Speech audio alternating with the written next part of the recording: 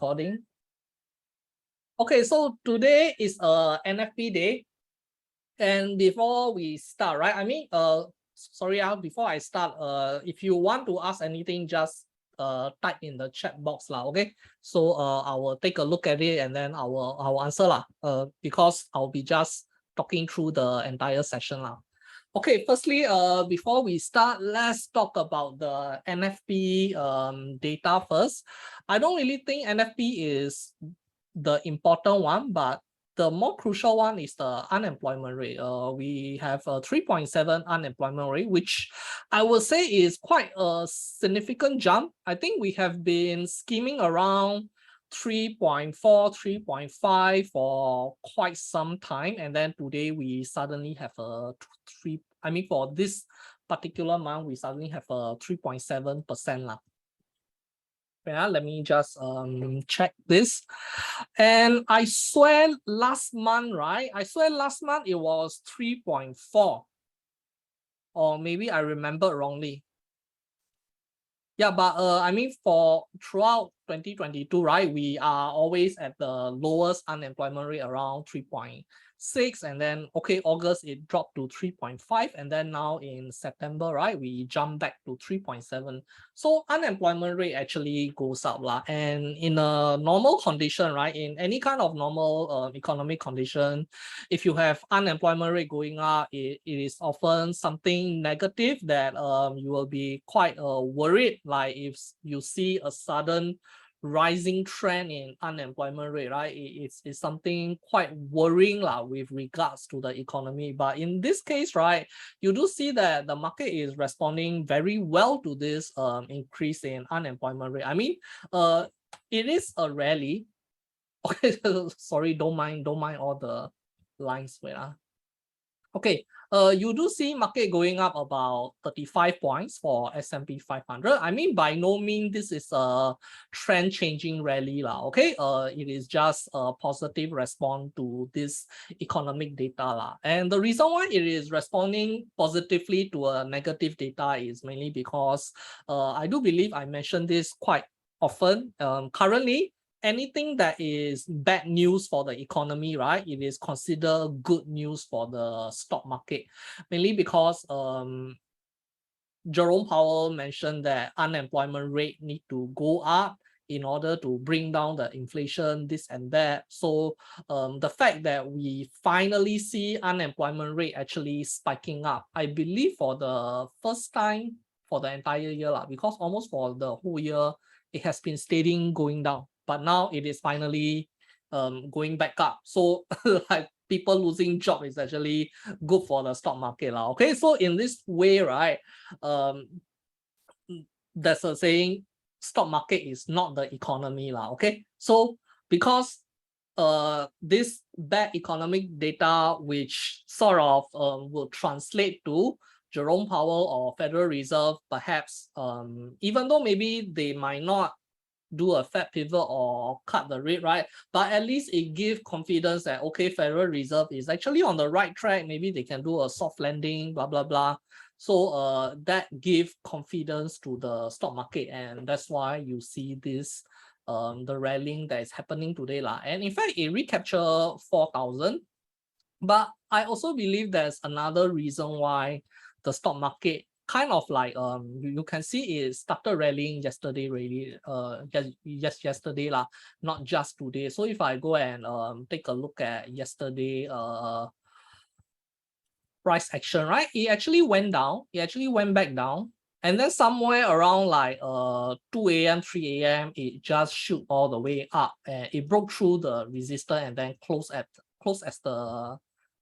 the day high level. And I think it's mainly because next week is a short week for US. There's a Labor Day, I believe, which is on Monday. So United States Monday is a Labor Day, which is why I think a lot of people are trying to cut their position, do some short covering. And then now we have this unemployment data coming out, which sort of provide a good clue that maybe Federal Reserve might be able to do a Fed pivot or whatever. Okay, so that's the reason why the market is sort of rallying right now. But I do believe that this rally, right, it is not a trend changing rally where you will expect, okay, this is the new bottom and then now we are going back to all-time high. This is the next so-called the higher low or whatever, which is why you see that I'm drawing a lot of trend line here, which is sort of I want to sort of show you the fallacy of drawing trend line also. Like you can just simply draw any time, any points you want to sort of fits whatever your narrative is lah. So in a way, right, for example, I can actually draw this to sort of say that, okay, I have a uptrend here, uptrend here, uptrend here. So okay, now market going all-time high already. So that's not really what I believe to be happening right now. It is just a short-term rally in response to the higher unemployment rate, this increase in unemployment rate, and also incoming short trading week next week. And of course, in terms of technical, right, it does play some role also, mainly because we have been on a down we have been on a red candle for like 4 days already. So it does seem that, okay, at least we do need a bit of green day also lah. And since things are aligned together, right? Yes, market does rally also lah. And of course, this level in terms of technical wise, right? It is a so-called a good level to bounce, but whether or not you can start becoming bull, start buying here, going back all-time high, whatever, I don't think that is the case lah. Okay. So if you want to like rally, once again, just let it rally. This time around, we have two spread trades that is ongoing to sort of buffer the uptrend lah. I mean, buffer any form of short-term rally lah. Okay, so the next high impact data that is coming out, it will be on, I believe, September. I mean, in 2 weeks time lah, which is the CPI data for September. And then further after that, it is your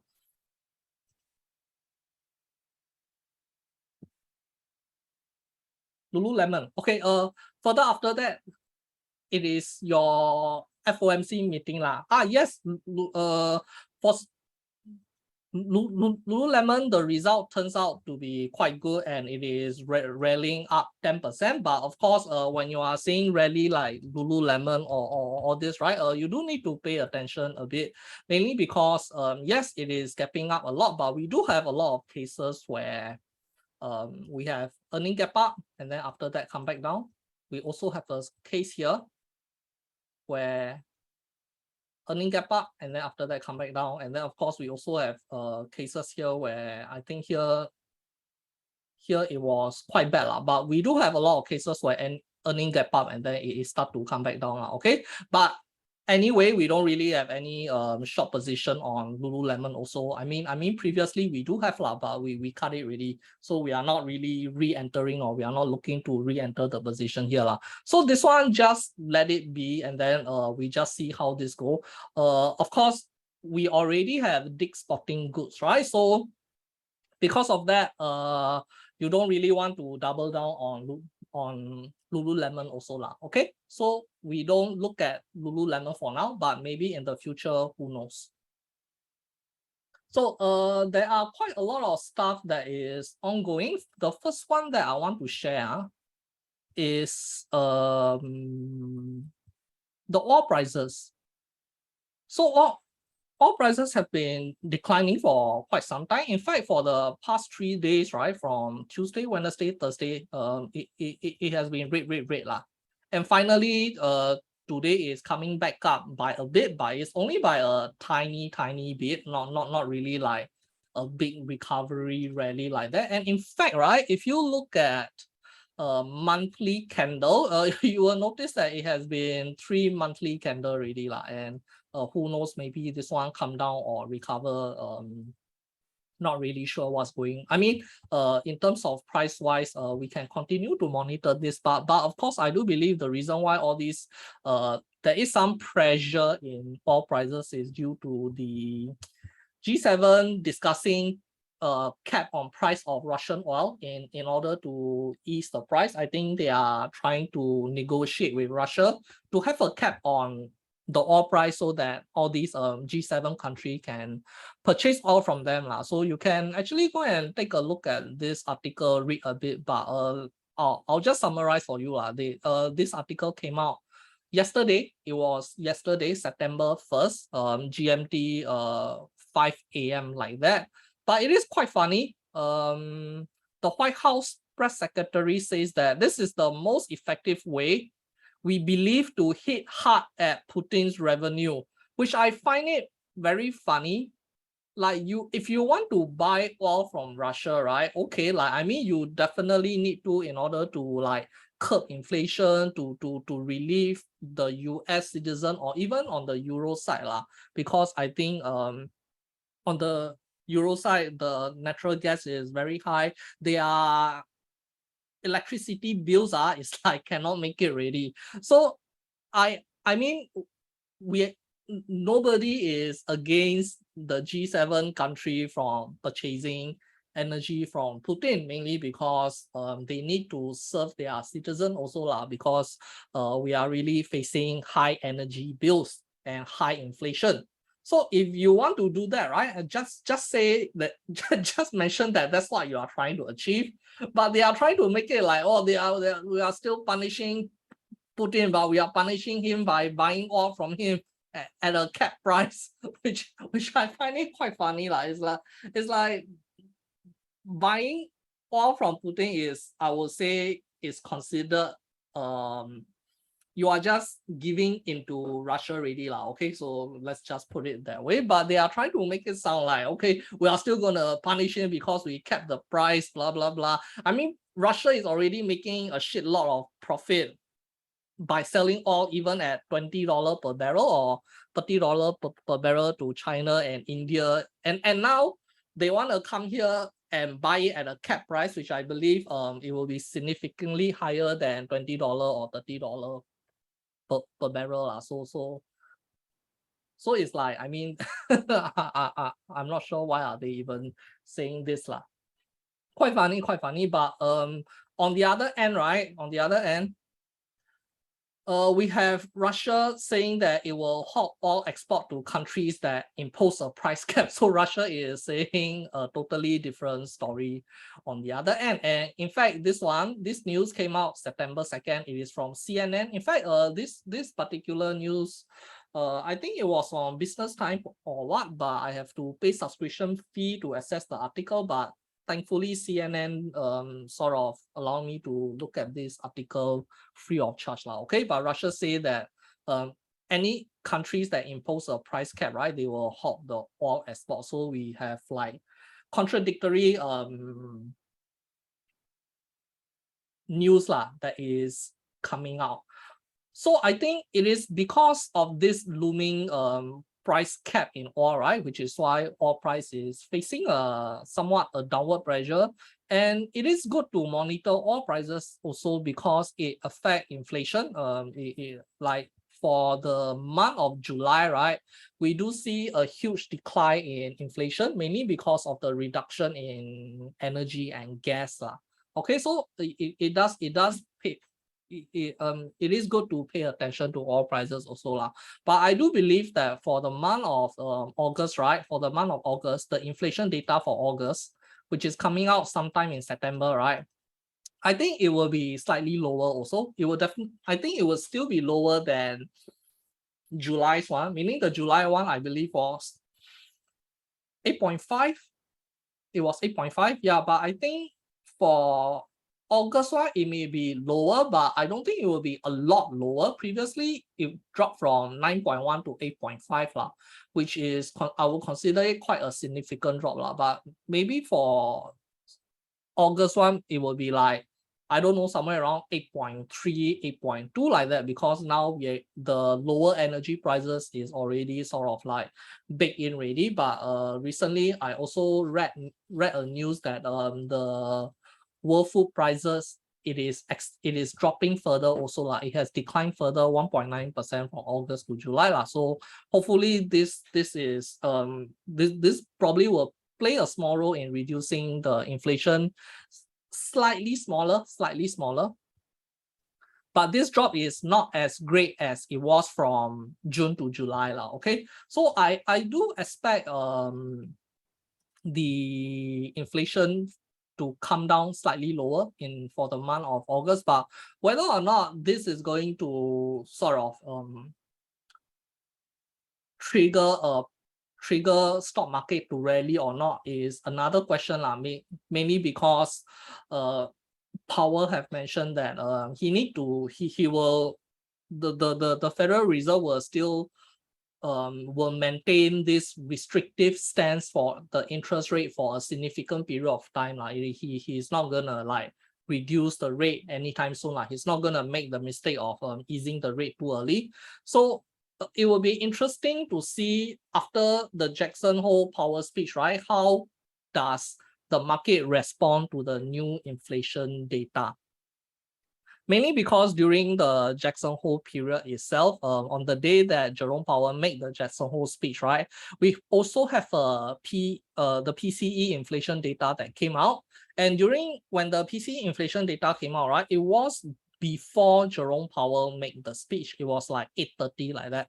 Jerome Powell made his speech like at 10 p.m. So when the PCE data came out, right, it was lower than the previous month. And initially, the market responded quite positive, but the moment Jerome Powell made his speech, right, the market just like dive all the way down. So from there, right, we kind of see that, okay, inflation is coming down, but the market is not responding that well to inflation coming down already.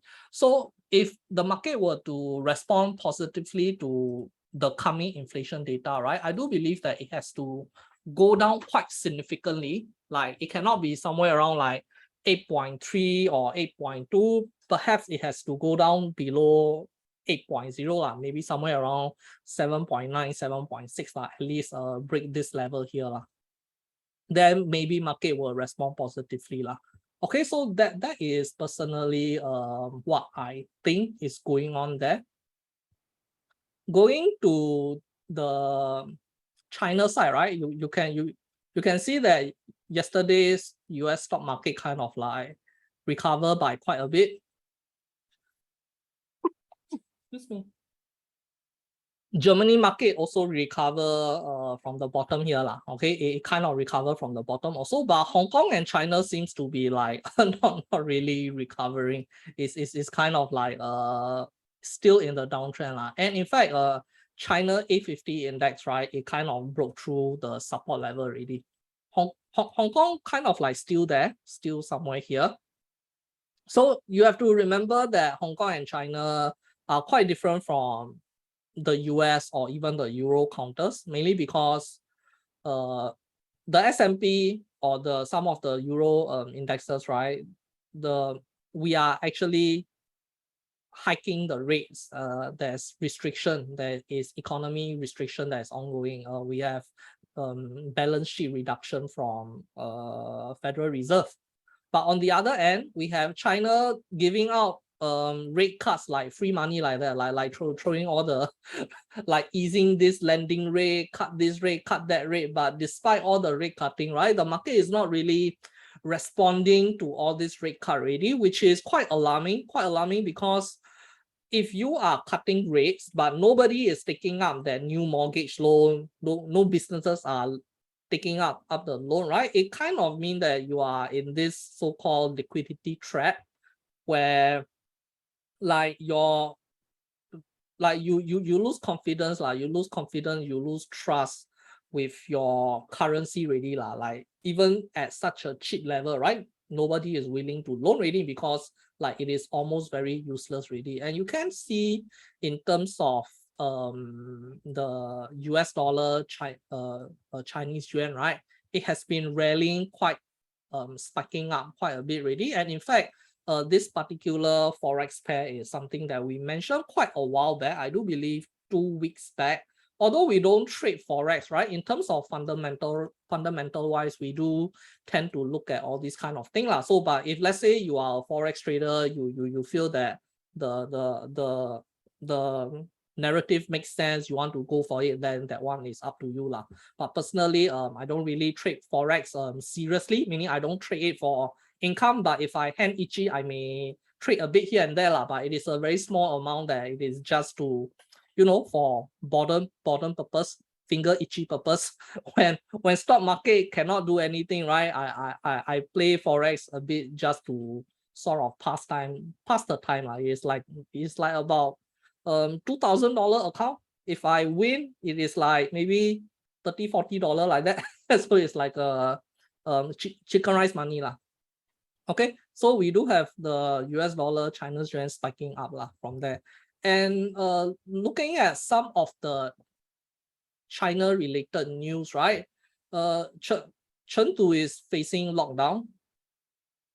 And from what I read here, Chengdu's economy make up for 1.7% of China's national gross domestic product. So this whole zero COVID thing has been ongoing in China for quite some time already, and they have been like on this perpetual lockdown across a lot of cities, and it's like nothing is really improving also. And in fact, on Hong Kong side also, the number of COVID cases are going up. But whereas in Singapore, US, like even right now in Singapore, we don't need to wear masks outside already lah. So it is like a very totally different situation that we are facing right now. And in fact, I got a friend, I got this German friend who is working in Shenzhen, right? I took a screenshot of her Facebook post. Thursday, 1st September 2022, 5 p.m. A supermarket in Shenzhen. There are rumors swirling around about a lockdown in Shenzhen, and everyone is rushing to supermarket to get some vegetable and other necessities. So it seems like Shenzhen might be at the risk of going into lockdown also lah. So why is this important? Because there are quite a number of traders and investors, when US stock market crash, right? Especially like right now, for the past 2-3 weeks, the US dropped like from 4,003 to like 4,000. Right now it's 4,000, dropped like 300 points like that. They tend to want to find a safer place, and when they talk about safer place, right, it's like the opposite of US. You go to China lah, or Hong Kong lah. But I just want to warn that the current state there is, I would say, even even worse than US lah. That's the least that's at least something that I kind of feel about there lah. And in fact, even for us, we have been avoiding Hong Kong since like here, mainly because there's a lot of prata flipping going on in the Hong Kong market, and the China market also is like, sometimes like one time they say that, okay, we are gonna ease all the tech company crackdown, then 1 week later they go and find Alibaba, then a few weeks later, okay, we promise no more crackdown, and then 2-3 weeks later they go and find Tencent, and it's just simply too much prata flipping that is going on, which makes the market not very trustworthy. Even if you want to long or short, right, it is quite hard. And if we want to look at the market in general from the latest top, right, from this latest top, like at the level we are right now, it has actually fallen 37% really, which makes it very in a way lure in a lot of bottom pickers lah. There's a lot of bottom pickers that like to come in here, and then wow, as support already, wow, can go went down so much already, very cheap already, and then they like to suddenly chung in and like go and try to pick the bottom lah. So I don't really recommend that if you are paying attention to the entire housing bubble that's happening in China, right? Country Garden recently released their earnings, and their profit went down by 90%. 90% is ridiculous. And there's a lot of stuff going on in China also, where like there are people there that is paying mortgages, but they are paying mortgages for nothing, because the building is not there. The house that they buy is not there. It has not been built yet. And a lot of property in China, they are building house on a spec mode, like SPAC, the stock market spec lah, so something like that lah, where they are building first. They are taking the money first, and then they use the money to build. So it's like the opposite lah, because they are running out of fund. They leverage too much. So it seems like the housing bubble there is kind of like showing a little, not a little lah, huge cracks showing up there lah. And in fact, a lot of citizens there are protesting also, which I'm sure you all read in the news or what. So it is one of those rare times where China citizens truly like had enough already, and then they are like, okay, we're not gonna pay the money, blah blah blah. So there is signs of a lot of crack, and which is why they are in this desperate mode to reduce the lending rate, because they want to encourage people to buy houses, take up that mortgage loan to support all these big properties, mainly because China's GDP mainly is coming from all these properties sales lah. Okay, so there is that happening in Hong Kong and China. Do be careful. Do be very, very careful. If you want to bottom pick, maybe you can like separate out your funds into small batches. You can go in a bit first. Don't just lump sum throw everything inside, because it is quite dangerous. Let's take a look back at SM. Sorry, my bad. Let's take a look back at S&P. Okay, we do see selling coming in. Is it 9:30 already? Yeah, 9:30 already. Market open. We do see some selling coming in here lah. So we don't know how the market will close today. In fact, it is quite volatile. If you look at how the market is performing for this week, right? We exclude this big drop lah. Okay, this big drop is one directional. But after this big drop, right, we always see some attempt. There's always some attempt to recover, but always come down. Recover, always come down. But here it go down, recover, but now it is coming down, back down again lah. So let's say if market close negative today, below this level here, if market close negative below this level here, right, it is a very interesting. It will be a very interesting observation. Mainly because the market is operating on bad news is good news. But if it close all the way down there and it undo this mini rally that it did, right, and it just closed rate all the way down there, then it's like a sign that market is realizing that, hey, like, why are we rallying? People are losing jobs. Companies are cutting employees. All the earnings forecasts are being reduced. Why are we buying stock market? So all this bad news equal good news, right? At some point, it's gonna turn into bad news equal bad news lah, where the market realized that, hey, shit, we are in a recession. Like, why are we rallying? And that bad news equal bad news, right? That is where we will see the so-called the big drop lah, the last leg down lah. Okay, as I mentioned, I do foresee one more leg down as early as somewhere here, right? When a lot of people were trying to sort of claim that June bottom is the true bottom, generational buying opportunity, I was quite skeptical that I do believe there's another leg down. And that last leg down, right, I mentioned previously also, it will coincide with all prices crashing also, where crude oil is no longer in very high demand, mainly because recession, right? There will be a global demand, like the entire global demand will be gone lah, because everything is in recession.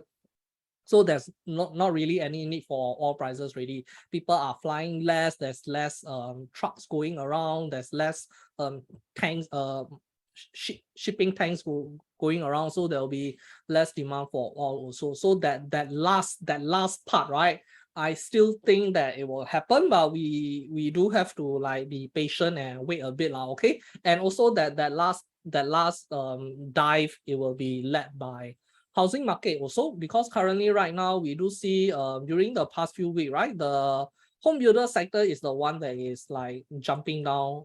I would say the more aggressive one that is diving down lah. And in fact, if you look at some of the home builder counters, they are also diving quite significantly lah. So it is one sector that you can still sort of focus on.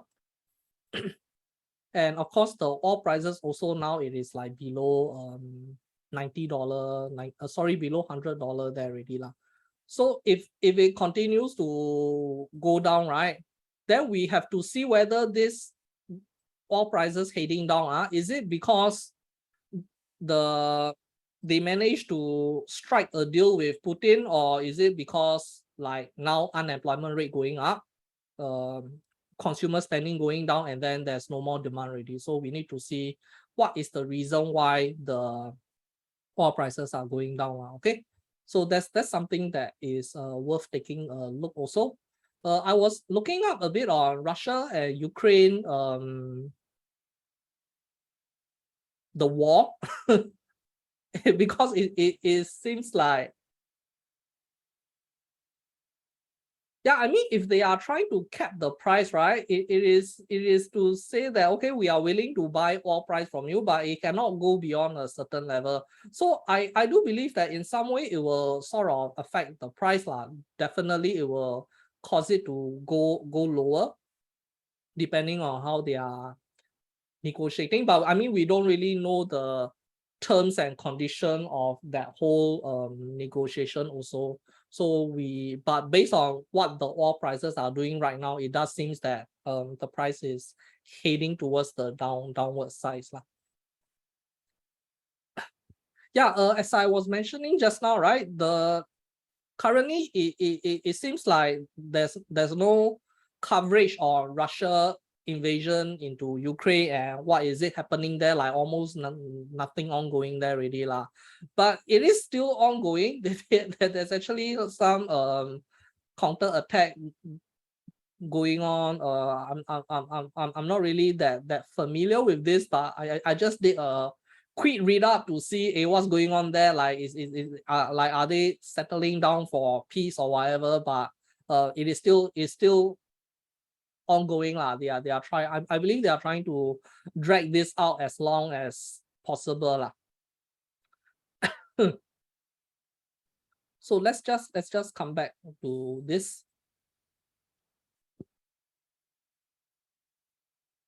Sorry,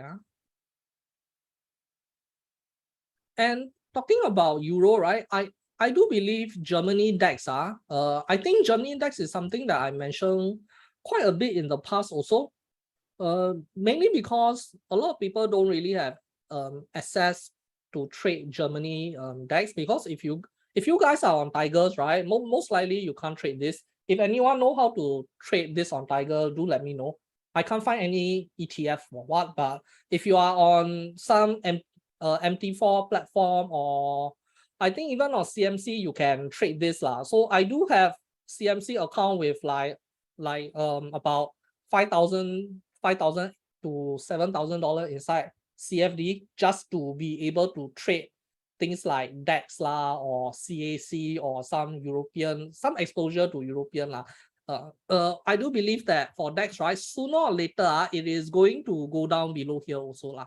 I do believe sooner or later it's going to go down here below. Mainly because whatever they are facing at the Euro side, right, is a lot more worse than the US side. Their inflation is worse. And if we want to criticize Federal Reserve on behind the curve, right, meaning they did not raise the interest rate earlier, they only raised the interest rate when inflation went out of control. That is what it means by behind the curve. So there's a lot of criticism that Federal Reserve was behind the curve in hiking the rate, which is why now we have all this interest rate that is out of control. But Euro is even worse.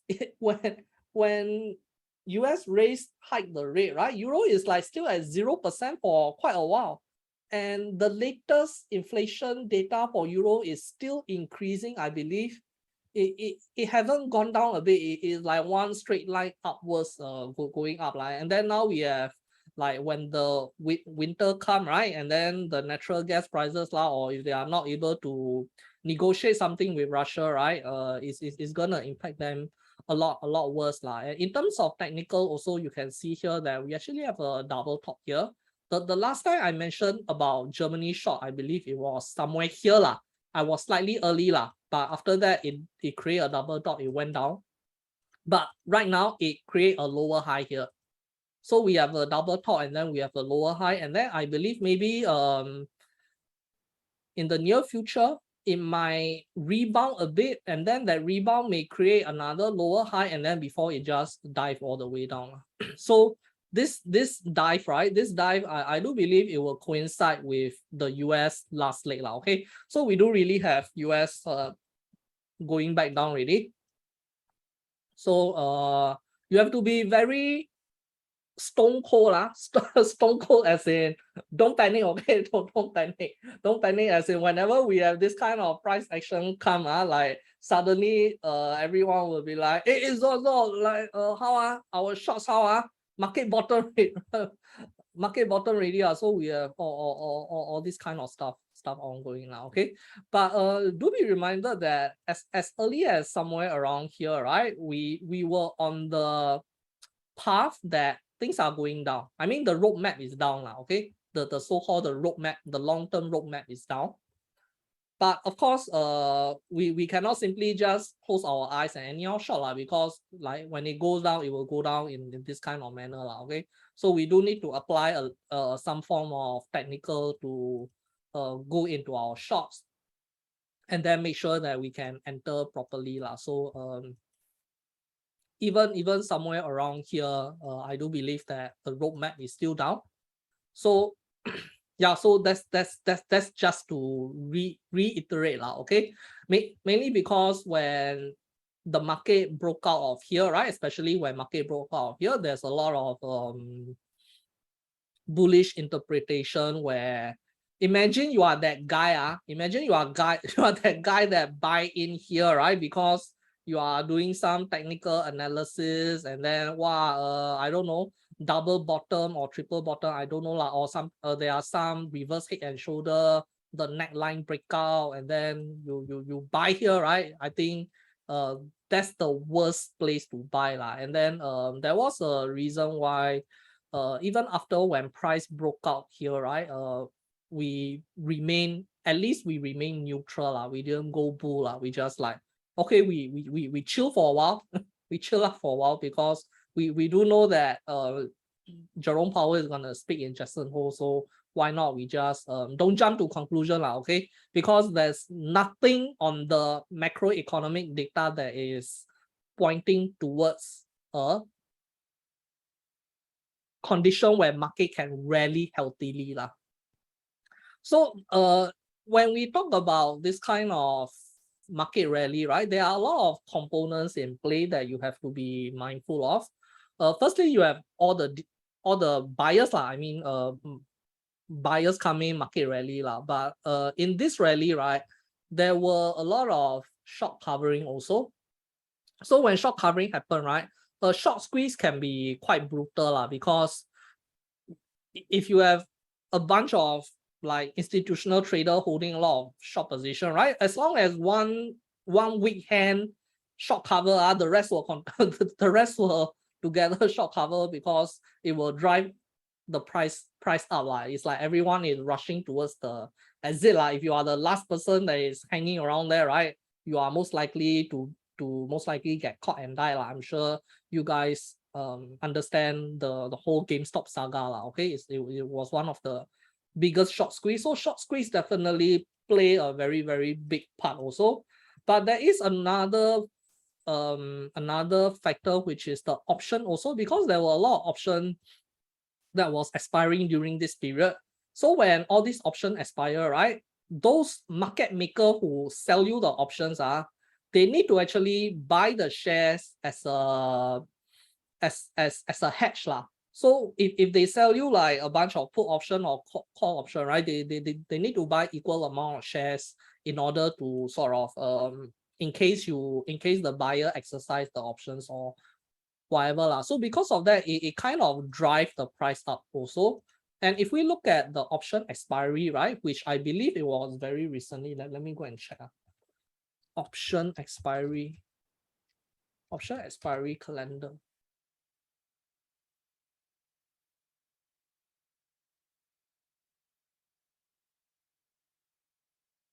2002 August. Wait, not this one. This one.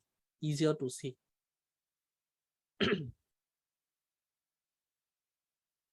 Yeah, so after the option expire on 19 and 20, right? So 19, all the option expire. Those that exercise, those that want to exercise, they exercise already. And then you will notice that after that period, right? There isn't any more buying pressure coming in and price start to go down.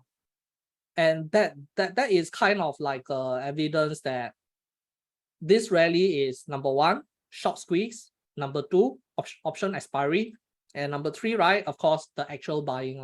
So when the short squeeze and the option hedging is taken out of the picture, right, the actual deep buyers alone is not enough to sustain the rally really, and it is a good indication that the fact that price drop down like this is like telling us that, hey, actually there isn't any legit buyers present also lah. But does this mean that you go and like the next time September 16 you go and place a very big short position? It's not like that also, okay? It's not really like that also, because let's say you go and place a very big short position, but just nice during that period Jerome Powell say, okay, we are cutting the rate, and then market buy up, then definitely you're gonna have a very big rally lah. But rather this kind of knowledge, right, it let you it gives you some information to rule out certain scenario to see what is really causing the rally lah, because you do need to like make sure everything aligned together also. Okay, so if you are not aware of all this, right, in fact, you can even look at the short covering that happened during this period also. If you are reading the news or what, normally, right, I follow this lady. Wait, I follow this lady, Lisa. I don't know lah. Let's just call her Lisa lah. Okay, she's from Bloomberg. I'm sure if you guys watching Bloomberg, you will see her quite often lah. Like every every Friday, we will look at Bloomberg in the first 10 15 minutes lah. So I'm sure you guys know who she is, but she will often post some data using the Bloomberg terminal. So Bloomberg terminal is a very expensive subscription program where you have access to almost every single data that you want. Like that there's enough data on the Bloomberg terminal about anything you want from my knowledge okay. So sometimes you will post certain things like okay, during this period there's a lot of short covering happening, which she can actually share sort of you will see on her post okay. So that's one way you can sort of keep track of all this thing.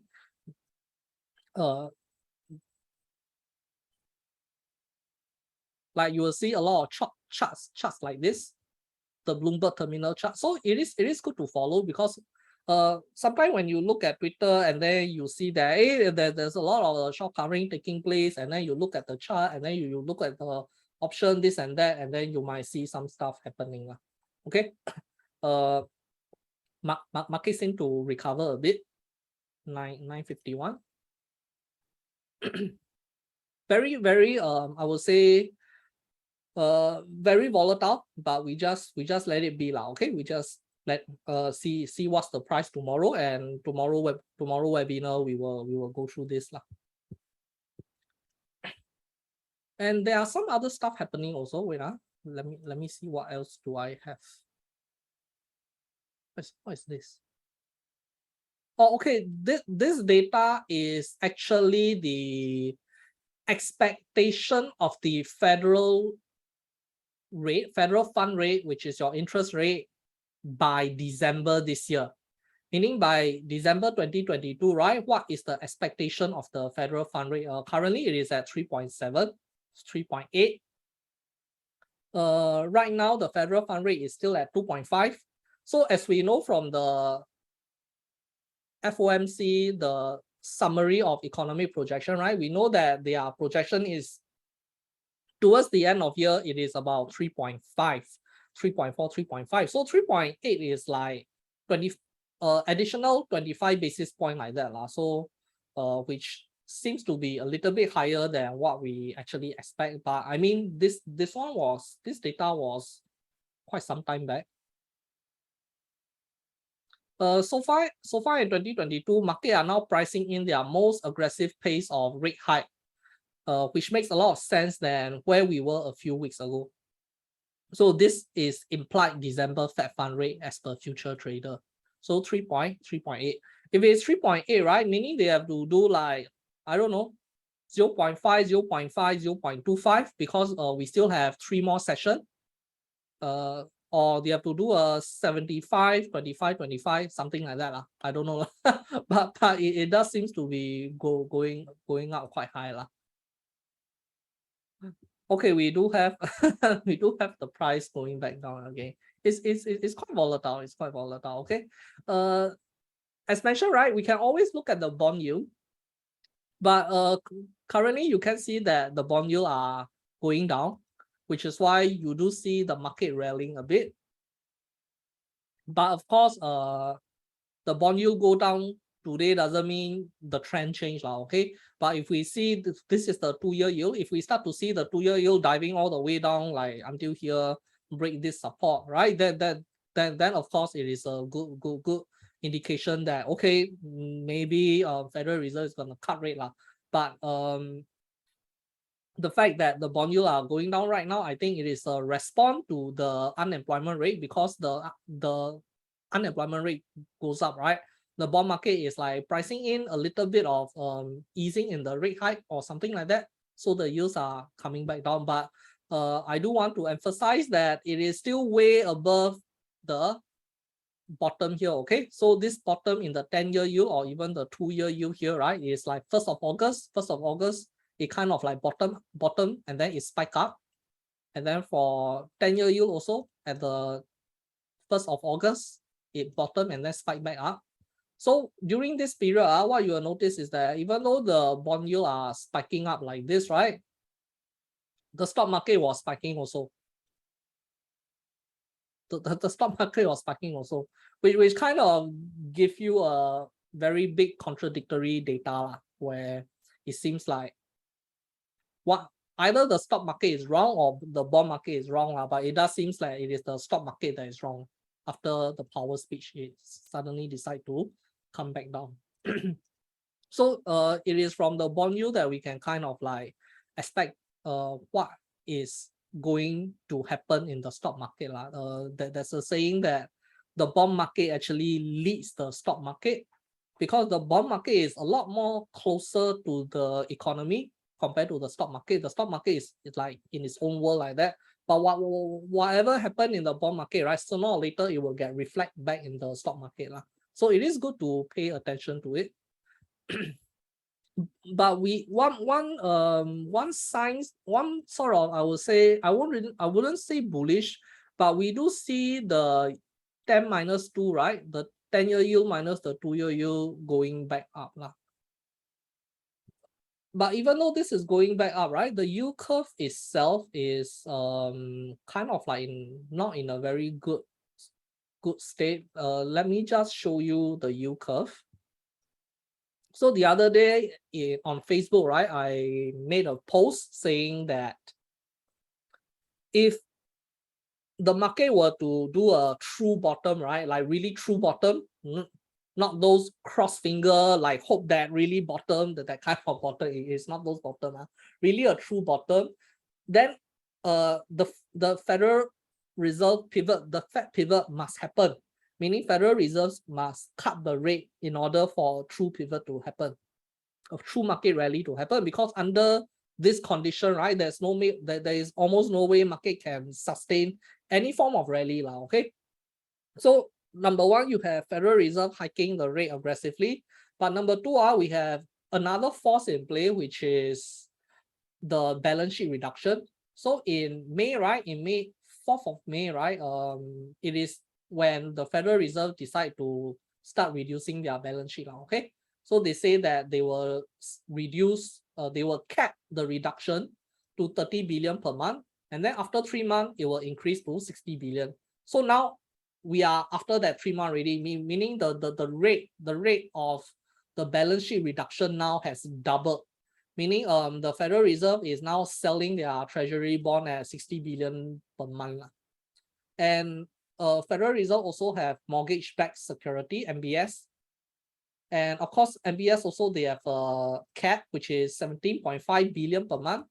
And then after 3 months, it will increase to 35 billion per month. So the MBS security, the rate of Federal Reserve reducing their mortgage-based security also double already, meaning meaning the pace that they are doing their balance sheet reduction is double.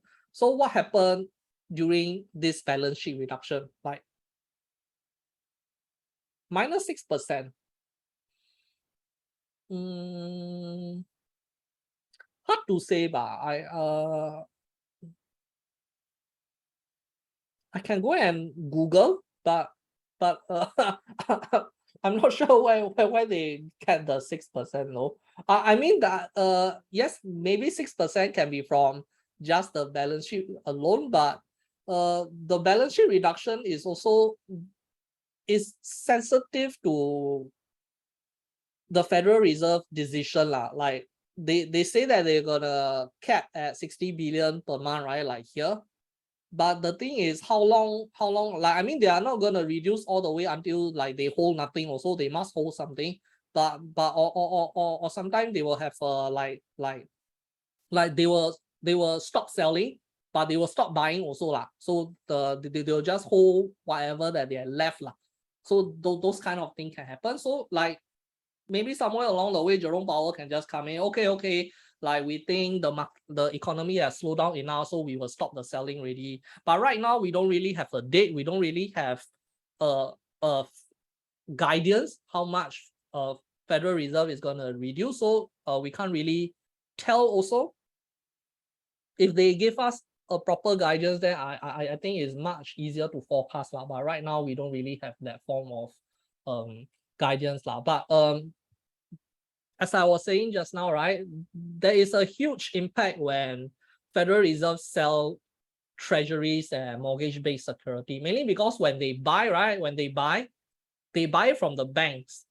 When they buy from the banks, right, the banks have additional liquidity where they can loan out or they can buy stock, whatever they want. But when they sell, right, they cannot sell into thin air. They need to sell it to people, and they are selling back to the banks. So when they sell back to the banks, right, the money supply that is in the economy get reduced, because now like every month 60 billion is removed from the money supply. You can take it that way, but of course in reality is a lot more complicated. But because Federal Reserve is selling bonds and mortgage-backed security, right? When you sell bonds, the bond yield go up. When you sell mortgage-based security, your mortgage rates goes up. So just by selling all this, right, you are setting the bond yield to go higher, the mortgage to go higher, mainly because since there's a lot of selling in the mortgage-based security, right? They will ask for more interest rate when you are going out to get a mortgage or what, which is why you see during this period the mortgage rate is going up. For those who are holding private property also, I'm sure you will receive a lot of emails the SORA rate is like rocketing already. So when all these things happens, right, when the yield goes up, when the bond yield go up, it means that now corporate find it much more expensive to loan cash, meaning they cannot expand as easy as they used to in the past. When they want to raise cash, the interest rate is very high, so it will cost them a lot more, which means their bottom line is a lot lesser because they need to pay out a lot more interest per month compared to how easy it was in the past. And when you have mortgage rates going up, right, all the consumer, their mortgage payment will be affected also. So if let's say you are paying about $2,000 per month in mortgage, and then now you need to pay like $3,000. Your mortgage increased by like 50%, like that, which is very common in US lah. So if you need to fork out additional $1,000 per month just to pay your mortgage, right? Then that $1,000 is the money that you cannot spend outside. You cannot buy a new iPhone. You cannot go to Starbucks. You cannot go and eat at Chipotle or Domino Pizza or whatever lah. So all these discretionary sale reduce also because now consumers no longer have that kind of spending power lah. And on top of that, we have things like electricity bills going up, gas bill going up, or all the other inflation. So it kind of affect the entire spending power of the entire country lah. So we can't really downplay the effect of the downsizing of this Federal Reserve balance sheet also. So as I was saying, we are back to single digit. The bear in me is very happy, very happy. I mean, in my heart, I do hope that this one go to 3,005 lah. Okay, it goes all the way to 3,005, 3,004 lah. That's my target lah. That's my target. But of course, any long-term investor should be happy also because you can buy at 3,005. Like if you say, yeah, I didn't buy here lah, miss lah. Okay, now you can buy. Now you can buy really. So there's a reason why I drew all this line here, because depending on the kind of time frame that you are looking at, right? Think they estimate based on reduction alone, so around -6. Yeah, probably. Okay, so the reason why I draw that line is based on what is your time frame. Like you can still argue that S&P is still in a bull uptrend, mainly because if I want to go to a monthly chart, right? If I want to go on the monthly chart, if I want to draw a trend line like this, right? It's still in an uptrend. Even if it drop all the way to like 3,001, this is still a higher low. It is still in a uptrend.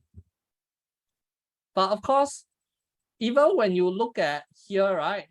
For example, let's say if you let's pretend that this is the true bottom now, okay?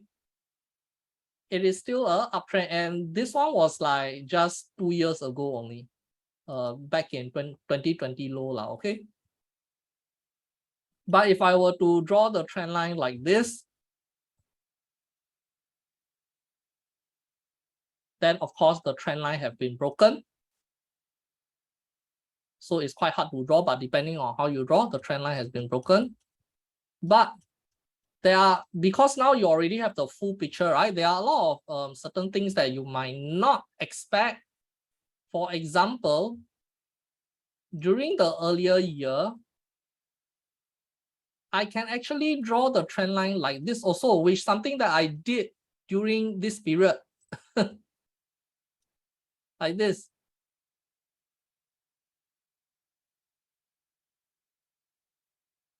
So let me use the replay button.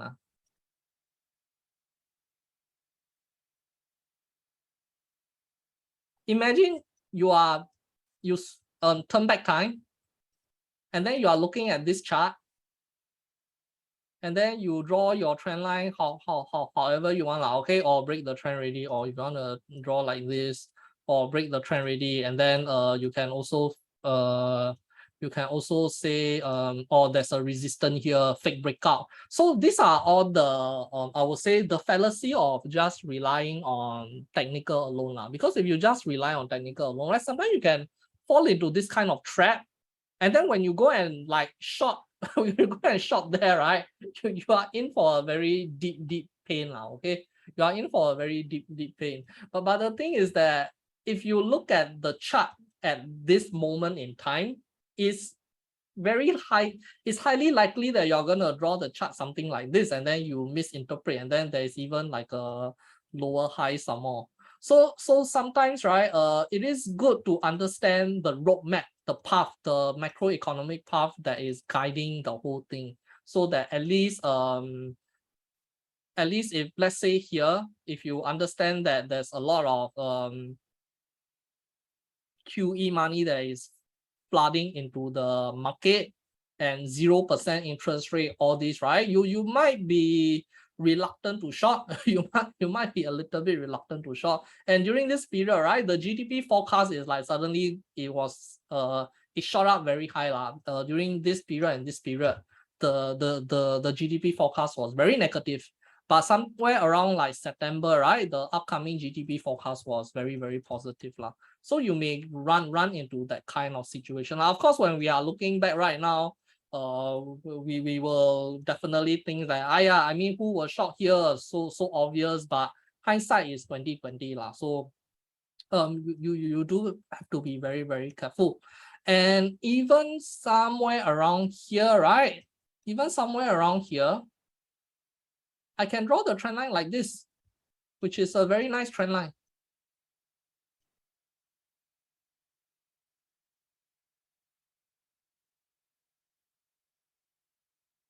And then you can run into some if you go and short here, you might get swept by the market also . That's why here I drew a lot of lines to kind of like show you that there are 1,000 ways you can draw trend line. But the thing with trend line and resistance level and support level, whatever level that you are looking at, okay, is determined by, of course, whatever that is going on in the market, whether whatever the Federal Reserve rate decision is, whatever the current economic condition is right now, you do have to pay attention. Mainly because, for example here, whether or not this support is gonna get supported or it's gonna get breakdown is not gonna determined by technical. It's not, you cannot just buy at the support and hope that things goes your way, but you do need other factors to sort of make sure that you are in the right direction . And sometimes it is good to know all these additional macroeconomic factors also . And that's one of the reasons why we are able to confidently remain bear. And it's not easy to be bear in the market because shorting is something that not many people do. And often bears get scolded often . Like we are the one bringing down the market. like whenever GameStop rally or the BBBY rally, like you often see like all the bulls crying, wow, the bear deserve to die this that . So these are some of the stuff that you do need to look out for to give you better accuracy, especially when you are in a situation where you are surrounded by a lot of people. Almost the entire market is saying everything is bull, like everything going up to the moon. Then there are people claiming 4,008 was the year-end target, which I don't believe can happen. In fact, I think even 4,004 might be quite hard. Even 4,004 might be quite hard, but my personal target, I do hope that before the year end, it can continue to dive down some more, at least hit this bottom . So we see how the September FOMC decision goes. So currently, for now, as mentioned, we do have the yield price, the bond yield price going down, but they always like suddenly spike up and recover one . So in order for me to bull, right, I at least do want to see the bond price like really breaking some of the major support . And of course, the US dollar, the dollar index, it also hit like one of the highest level here. It hit 109.64, which is a level that have not been hit like sometime since like year 2000, somewhere like that, which is considered very, very strong. Very strong. Like this morning, I was withdrawing some money from PayPal. And then on PayPal, right, the currency conversion for US to Sing, they are still giving me 1.3, which is ridiculous. It's like I almost want to stop using PayPal already. Oh, what is the USD to SGD now?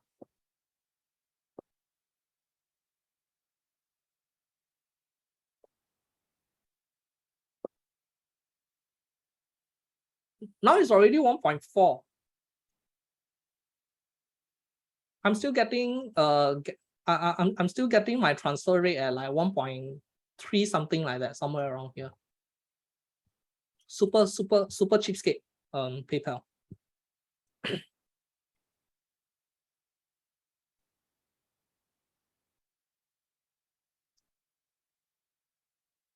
Oh yeah, there are still some stuff that I want to share with don't know where they go already. Oh yeah, sorry. Just now I was talking about the yield curve.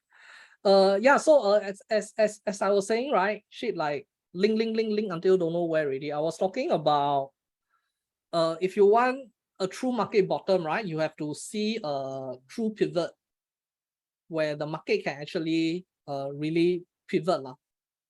So one way to look out for a fat pivot, right, is you want to see the yield curve becoming more slope like this. Currently, it is in this state. This is a flattening curve. It is like a bloated state, which means the front end of the yield, right? The 6 month, 1 year, 2 year, it is almost higher than all the back ends. So it caused this very bloated curve. So this bloated curve, it means that there's a lot of risk short term wise, right? 6 months, 1 year, 2 year, there's a lot of risk, which is why the bond yield is very high. If you want to go and loan money right now, you're gonna if you want to loan money for 1 year, right, you're gonna get charged by like 3.5% like that, because the short-term risk is very high. Because whichever bank that is trying to loan you the money, they think that you or the current economic condition is like quite risky, that they are going to charge you higher interest rate. So the short-term rate is quite high. But not only that, the higher front end of the curve being higher, right, it also means that there is very high expectation from the bond market that Federal Reserve is going to increase. It is going to be still very aggressive with their rate hike. Because if Federal Reserve increase the rate hike, the federal fund rate, the front portion of the curve will go up together with the fund rate. Okay, so when the fund rate go down, the front end will come down. But of course, Federal Reserve only meet 8 times a year. But the bond market is traded every day. So if the bond market expect Federal Reserve to be still aggressive, right, then they are gonna keep the yield at a very high rate. So the moment you see the front end coming back down and then the curve become normal again, then it is a good indication that perhaps maybe we might be going into a real fat pivot. So that's something that you can watch out for also. So there's something that is wrong with this particular chart. Is the one that I mentioned in Facebook, where I said like try to pick out what's wrong with this, and like it's actually it doesn't represent anything good for the market. And that is, if you look at the current date, right, which is t equals 0. T equals 0 is 31st August. So this data is from 31st August. You can actually get this data from the Federal Reserve website. And you can see the curve is like right here, the T minus 0 curve. But if you look at the T plus 1 curve, right, which is on 1st of August, 1 month ago lah, okay, 1 month ago. The T+1 curve is this green curve, this lighter green curve. You can see that it is significantly lower on the y-axis, right? The T-1 is significantly lower. Within this 1 month, right, the yield curve actually went up along the y-axis by quite a big amount. Because if you look at the T-1 curve, this curve is lower than T-2, T-3, T-4. And suddenly within a short period of time, within 1st August to 31st August, right, it suddenly shoot up. It shoot up along the y-axis. So your y-axis is your yield. So meaning the yield suddenly increase across the board, across all maturity duration. But not only it increases across all maturity duration, right? The front end also become a lot more bloated, meaning the short-term risks are becoming higher and higher. So it is like a double whammy like that. Not only you have the overall bond yield going up, right? You also have the short-term yield that is going up even higher, which kind of like doesn't really indicate a good condition for the market to be doing any form of like a all-time high rally. So this is something that I update once in a while. Like for example, I will update this maybe once a week or like every 2-3 days. Whenever I'm free, I will update this. So my data is actually all the way like here from I have data from 2011, but I mean after a while I just remove all the data all the way until 31st. And then of course you just do some formula whatever, then this one will auto update. Okay, we are back into plus 30.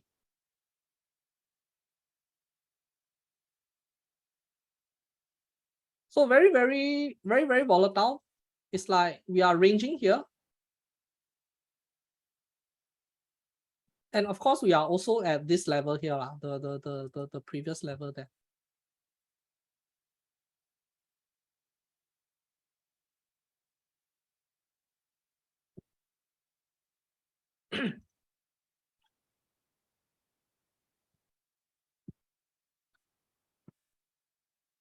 Wait, there is one more thing that I want to share also. Let me go and find.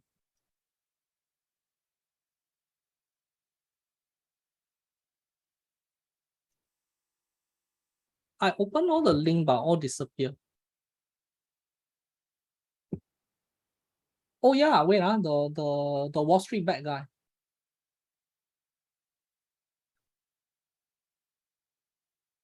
So this is nothing nothing serious. I mean, nothing serious on our end, but we do have someone who bought put option for S&P, SPY, and his put option was at 390 and it's expiring today. It's I believe it is a weekly option. And when yesterday market recover, right, it placed all his put position out of the money, and because it is expiring today, right, his option prices just dive like almost to zero and is currently losing like $9,000. So that's the kind of if you are playing all this short-term option, right, it can happen. Like I believe initially he was very happy because it was hitting 3900, I believe, here, like 3900 somewhere here. Like okay, let's look at the SPY itself. So SPY 3900, it was like here, it was almost touch and go. It was almost touch and go, and then now I believe that supposedly it was supposed to be in a very big profit, but now his entire put option is gone. So if you are playing short-term YOLO option, trying to do something very funny, right? Do be careful. Do be very careful, because if you are trying to play options, right, there's usually some form of I would say fundamental aspect, and not only that, we will give it enough times, make sure that the option duration cover a few key catalyst moments, like for example, maybe earnings or maybe CPI data release. But if you are playing on that weekly one, right, you can run into this this kind of situation. Quite sad, quite sad. I mean, I can understand the frustration where you are like, oh yes, then you go and do something. And I mean, if he stay in US, right? If he's living in US, I'm sure it is during his work hour lah. And then like after his work and check the thing, and then hey, how come suddenly went all the way back up? Because I mean, this morning when I wake up, when I saw this, I was also like, eh, like what happens here?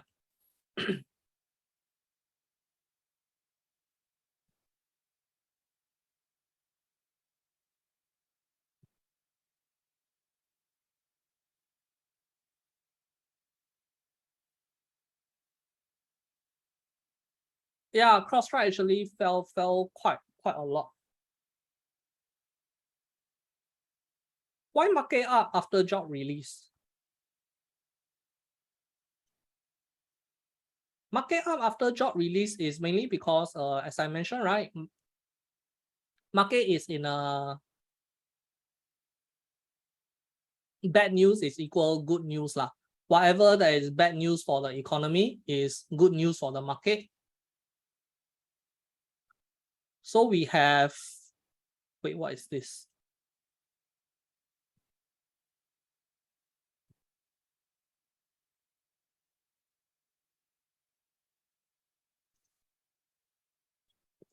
So you can see that for this month, the unemployment rate actually went up by 3.7%.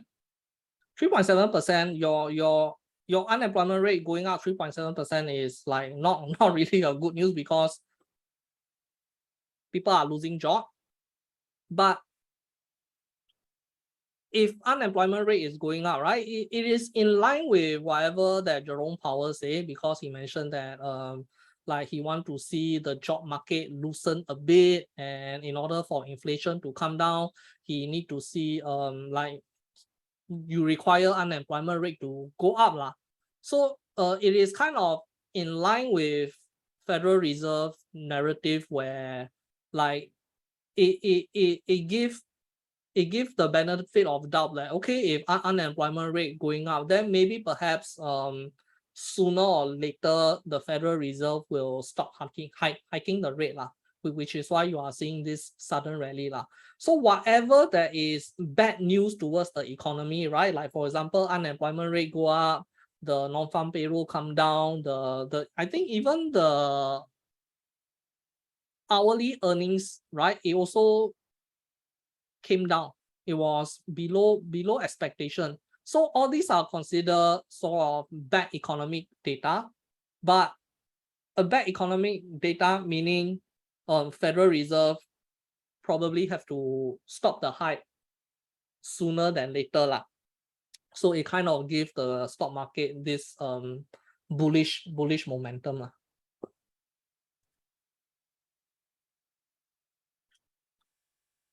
But as mentioned, right, this current rally that you are seeing right now, it is not the bottom rally going all the way back up already. It is not those kind of rally. It is just like just a relief rally lah. Okay, it's just a so-called bear market relief rally, and I think somewhere along the way it will like come back down.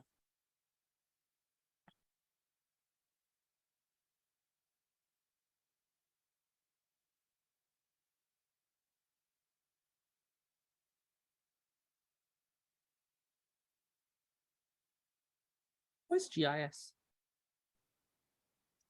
Yeah, so this is the kind of what I will call the spread trade, where like this is a cross-sector spread. Sometimes you have your long going up, your short is like flat, or your short is like not moving. So yeah, I mean, if you are holding this spread, then you should be quite okay lah. Similarly for Microsoft, sorry, I keep saying Microsoft. Facebook and Alphabet, right? You have currently today you have both going up. Like yesterday, both was going up also. So in a way, you are kind of like buffered a bit. But I do believe that when Facebook rally here, right, your spread probably will suffer a bit because when Facebook rally during this period, Google was actually down by quite a bit. But prior to that, right, Facebook actually went down a lot more than Google did went down. So depending on where you get your spread, right, you probably may not be in a very big loss or very big win or whatever. You'll probably be like sort of at that break-even level. So this is the purpose of the spread. And you will see that Facebook and Google, right, the spread difference is not as much as General Mill and Target, because General Mill and Target is a cross sector. Sometimes they will hit in their different direction. But for Facebook and Google, right, they are actually in the same sector. But that day where Facebook went up about 3%, right? I even put up a short analysis. That is what I call stock risk. It is a risk that is specific to this stock. Whether or not that risk is positive or negative is different because whatever that is causing Facebook to go up, right? It is specific to Facebook, but of course it is affected by Snapchat. Something happened with Snapchat and then Facebook goes up, but it does not translate to Google going up. So there will be this kind of pockets of days where maybe Facebook and Google, they might move differently, but almost majority of the time, right, they will tend to move together. But it is just that how much one is moving a lot more than the other. So for example, for today, right, like somewhat, I would say that it is like quite safe. Like Facebook is 0.41%, but sorry, Google is 0.47%, but Facebook is 0.34%. So for example, right now, this one I leave it to you, okay? Based on your own discretion. If you feel that you are bullish, you think that okay, I think things are gonna like rally ready. I think this short-term rally can go even higher. So maybe you feel that this rally can go all the way back to probably here 4100. If you feel that's the case, right, what you can actually do is you can actually TP your Facebook, because if you got your Facebook short somewhere around here, right, I do believe this was the level which I gave out the spread trade. You can actually TP your Facebook. You'll probably catch this amount, and as the market continue to rally, right, your Google will go up, but you are taking that long side on the Google also. So you lock in your Facebook profit, but you let the Google run. And then at some point, market, you turn back again, right? Then you cut your Google also. I mean, most likely your Google may not go back to profit, which I believe should be the case.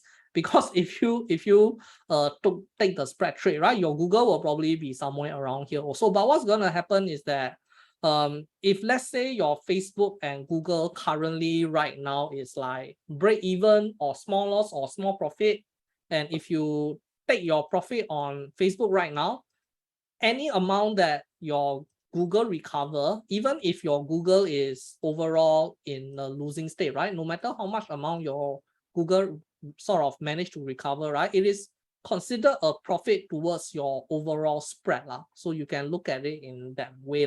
So you can kind of like make that kind of play. So I will leave it up to you. I am most likely gonna hold on to the entire spread, because like I don't really want to time here, time there, time here, time there. But if you want to cut Facebook to take profit right now, right, I think it is fine also. You can go ahead and take the short part of your Facebook as profit, and then see where the market rally takes you, and then you cut your Google when the market is like, if it recover quite substantially, maybe somewhere here or somewhere here. But of course, it does not come without a risk. So for example, let's say you today go to sleep, tomorrow wake up, and then this whole thing suddenly come back down, then of course you cut your Facebook at a high price, and then now your Google shop is going down lah. So depend on how you want to go about doing it lah. Okay, there's one last thing I want to share also. Wait, I got a lot of article open. This one, this was posted on September 1st, very recently also. I think during this Friday webinar, right, I will try to share more recent news so that you can take it like a executive summary like that. I mean, if you are not, if you don't have the time to look at all the news during the weekday or what, right? Like I can pick out some of the more, I would say, interesting or more high impact one, and then you can like take that as your summer executive summary lah. Okay, so Jeremy Grantham won super bubble in stock has yet to burst. So this guy is asset manager, GMO, known for calling market bubble, and he's 83 years old. 83 years old is like it's quite hard to fathom how old is 83 years old. Is there anyone who is 83 years old here? If you are 83 year olds here right now, I should be taking advice from you lah, okay? So currently is 2022, okay, 2022. If I minus 83, he is born in 1939. So if you think about it, right, when the 1970s stagflation happened, the lost decade where the Paul Volcker came out and raised the fund rate to 20%, when the lost decade, the big stagflation period happened in 1970s, right? He is somewhere around like 31 years old, probably like around my age like that. But of course, the entire lost decade stagflation period, it only got better in like 1980 lah, okay? So probably his 30s to 40s years old, he was during that stagflation period lah, which I'm sure none of us have the opportunity to go through lah. Thank God. So I think he had very good experience with the whole stagflation situation. And then he probably have gone through the dot-com bubble also in year 2000, and definitely the housing market crisis. So I mean it's like, imagine in one lifetime you have been through this entire all these different cycle of the market lah. Let's look back. Let's look back.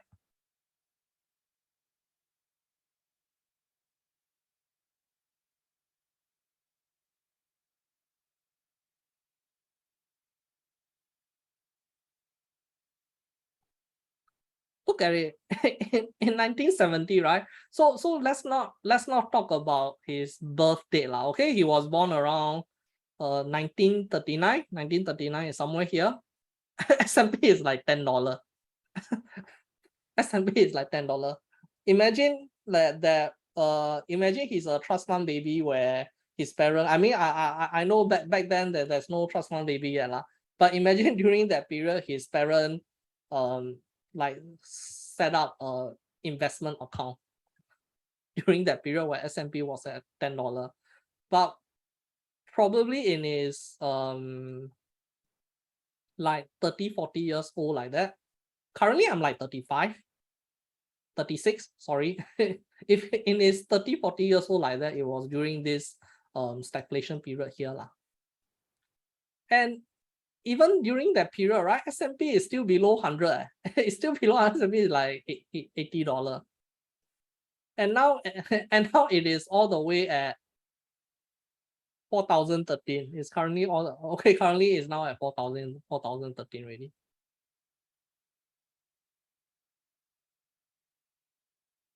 So imagine right now and then 40 years later, will S&P be like, I don't know, 20,000, 24,000?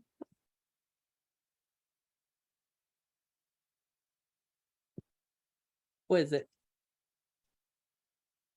Yeah, so he's co-founder of Boston Asset Manager GMO, known for calling market bubbles, said in a note Wednesday that the surge in US equity from mid-June to mid-August fits the pattern of bear market rallies common after an initial sharp decline.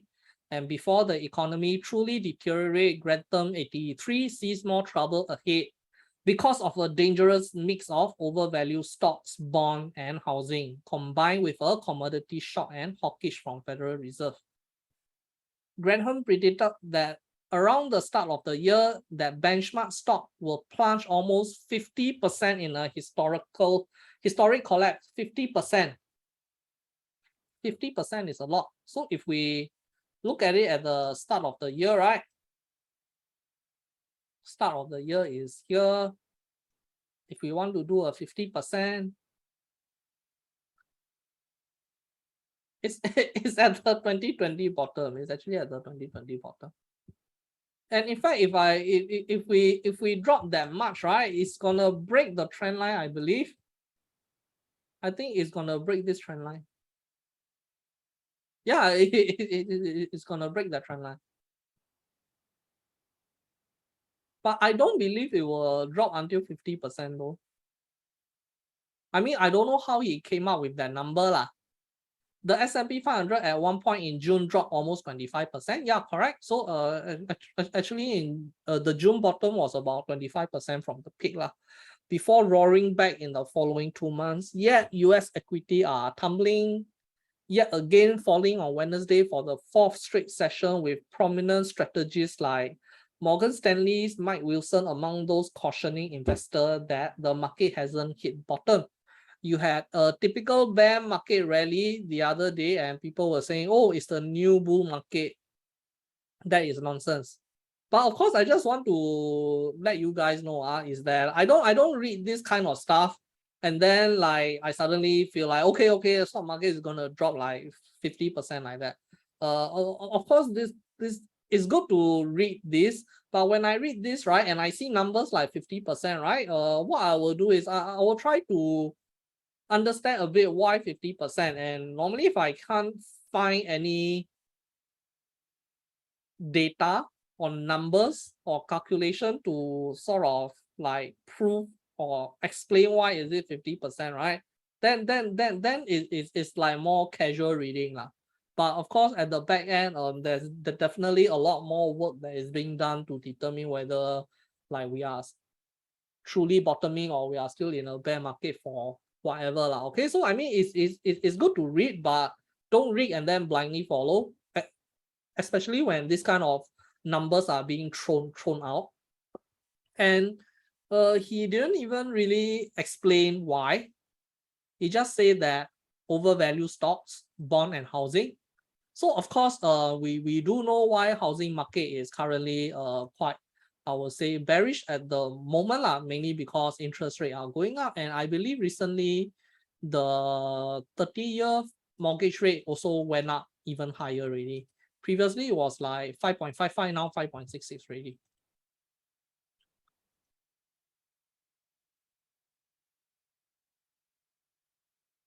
To Grantham, the collapse of the super bubble come in several stages. First, there's a setback stage, like the one in the first half of the year. Then a slight rally follows. Finally, fundamental breakdown and the market reaches its low point. So the slight rally, right? I don't know which rally is he referring to? Like if this is a slight rally, then this is the bottom lah. But I mean, since he posted on 1st of September, maybe this is the slight rally that he's referring to lah.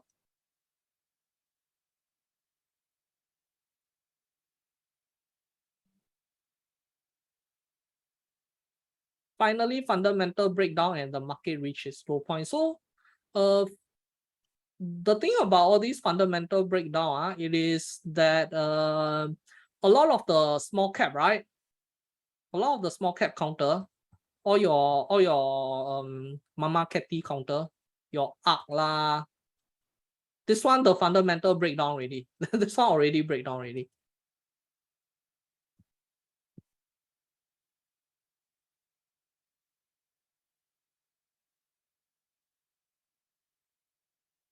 Like all these Affirm lah, Block lah, Cloudflare, Coinbase, CrowdStrike probably not. It is still considered quite overpriced.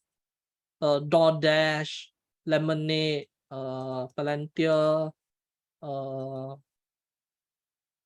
Power also consider lah.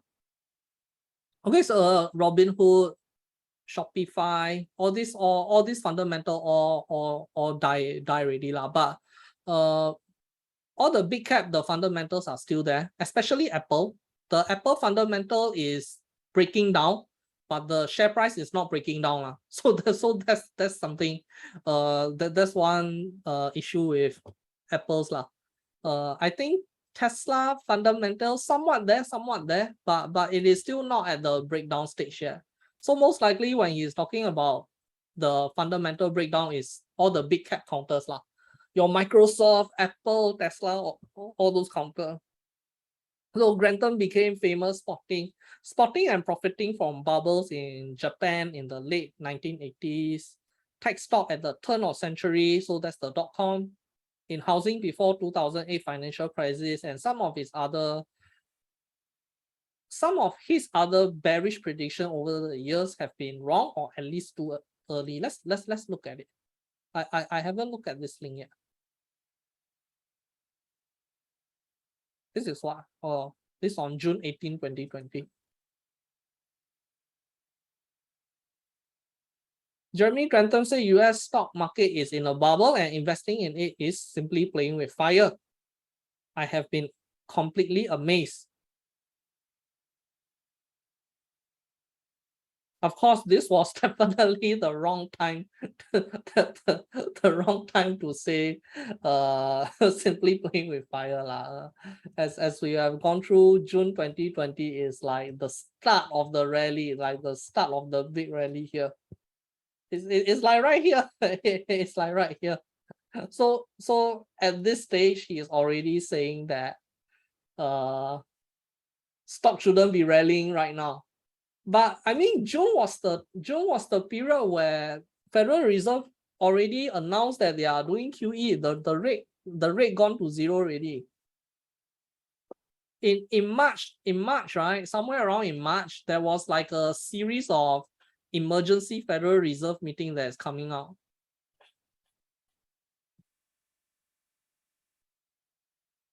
So if he called the bear market here, and it is diving down now, I think this is considered wrong lah. This is not considered early. Unless the market dive all the way down here, then yeah, this is too early lah. But if the market only go down here then here, right? Then I don't think this is considered early. In fact, if you were bearish here, right?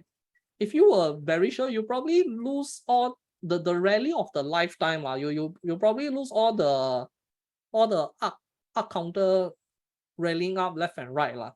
I mean, this was the period where we even buy Snowflake and then we TP from Snowflake. But I mean, it wasn't here, it was somewhere around here. We even got Netflix. I think at one point we even have Tesla long also. Yeah, so I mean, do take this with a grain of salt. Don't blindly follow. Make sure you DYODD a bit also. Individual investor jumping into the market now should sell US stock, buy emerging market equities. Yeah. I mean, if you keep calling market crash, someday it will crash lah. Like it's the same thing. If you keep calling market bottom, and someday it will bottom also. It's like it's I think it is one of the common criticism with Michael Burry also. Yes, he's right eventually, but like if you keep calling market crash, at some point it will crash lah.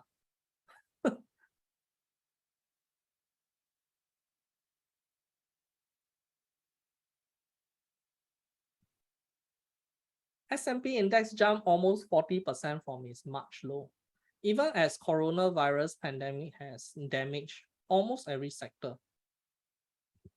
Wait, what is his Boston Asset Manager GMO? Well, let me go and find GMO return.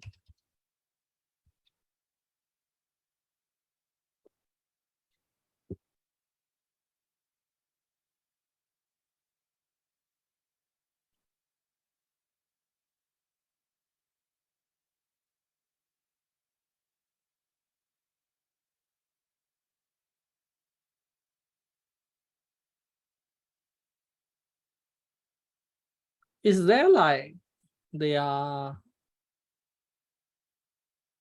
funds return?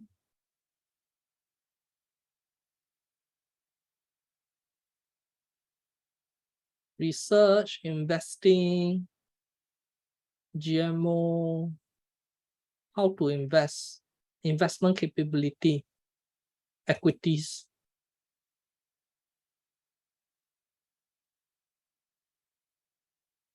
Now let me go and find. Let me go and find. I mean, at least you can see Michael Berry portfolio lah. Whatever he's buying and selling. I mean, for those who are not aware, right? During when he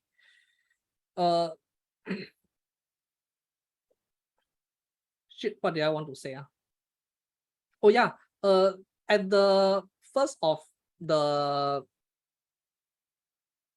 third quarter, right? I think around 1st of July, all the fund manager, they need to submit a report to sort of state what's the fund that they are holding in their company portfolio, whatever.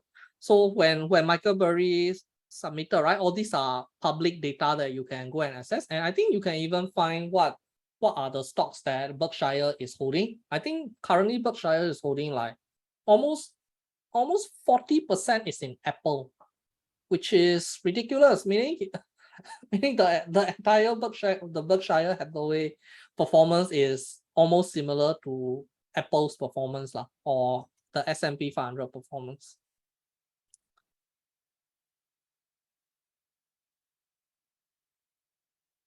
Yeah, so apparently when there were a lot of YouTube videos that came out, they were looking into Michael Berry, the Scion Asset Management portfolio, and then he apparently he sold off every single stock except for one particular stock, and that last one that he was holding is a private prison company lah. So I'm not sure what to make of it. That one is up to you. Rally of a lifetime maybe from 2009 until COVID crash. I think that one, I would say half ba. Mainly because this rally is 121%, and but it is within 2 years. Is within 2 years. If I go from 09's bottom here, right? Yes, it is 400%. Okay, 400%, twice the amount. Is it twice the amount? Having short-term memory. Okay lah, not twice the amount lah. 4 times the amount lah. But it is over the course of 11 years. Five times the duration. Sorry, not yeah, about 5 times the duration lah. Okay lah, I mean around there lah. I mean, if you consider average somewhere around there, but if you want to count on the 2-year blocks, right? I think only probably here this period and this period was the aggressive one. But somewhere along the way, there's a lot of stagnant period. Like for example, this whole period, right? You can see from like 2015 February, this period, until July 2016, that is like about 1.5 years like that. You are pretty much stagnant also lah.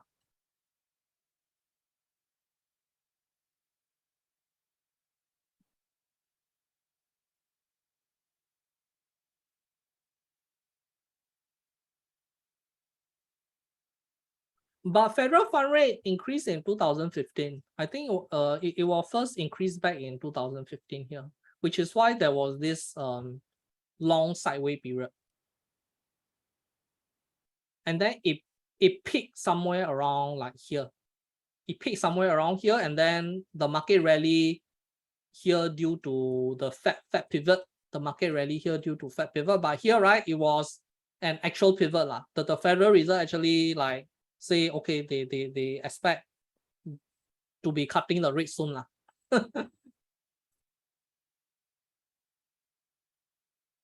So somewhere around here, they projected to be cutting the Federal Reserve rate, project only.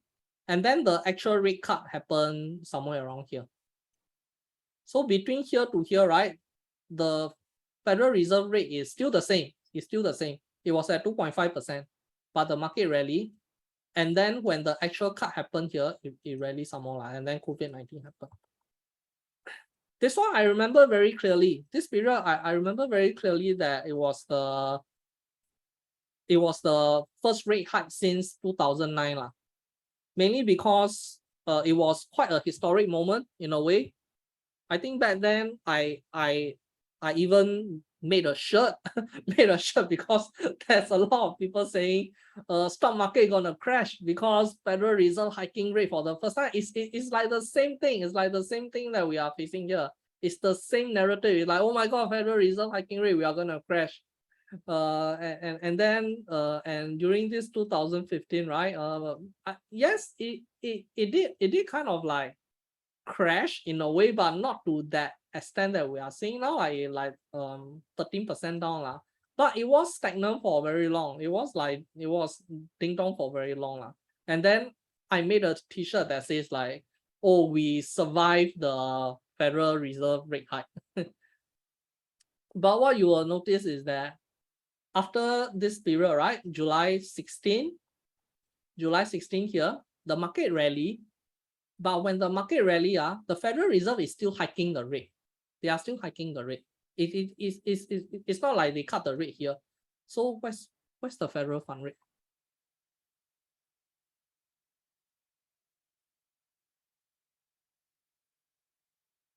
Here, 2015 rally, and then they continuously increase the rate and then it only peaked around like February 19 like that.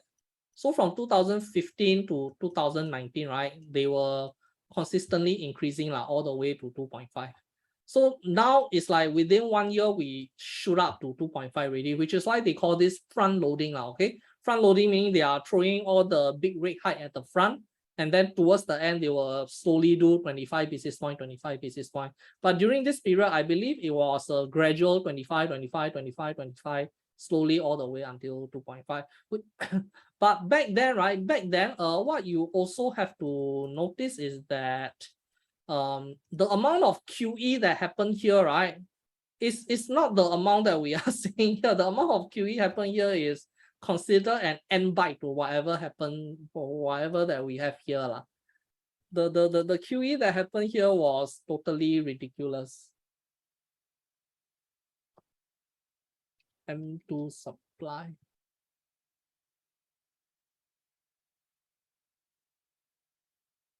So this is the M2 supply. You all should know. Okay, so this big spike here, this big spike that you see here is from the COVID-19 QE.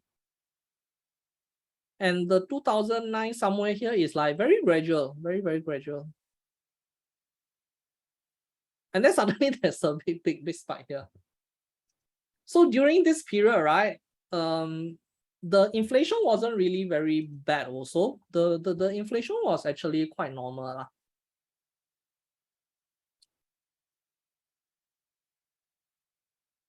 Like 2015 somewhere here, right? It was like quite normal. Like even after the crash here, we have a deflation period. Then after that, QE did happen. There was QE, and then the inflation only went up to like 3.94 like that. Then after that, we have the Federal Reserve start to hike the rate, and then it was quite I will say it was controlled. It was controlled. It was within their mandate. Their mandate is 2%. Their mandate is 2% inflation, which is you can see it is they are able to keep it around there. So during that period, stock market actually went up together with the rate hike, mainly because they don't really have a stagflation period. It's like a healthy inflation.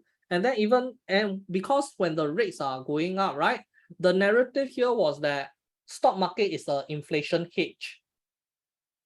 Because when everything is going up, right, your cash value is going down because your inflation is like going up, or the rate hike the rate hike is going up, right? Then a lot of money get piled into the stock market mainly because there's nowhere else to place your money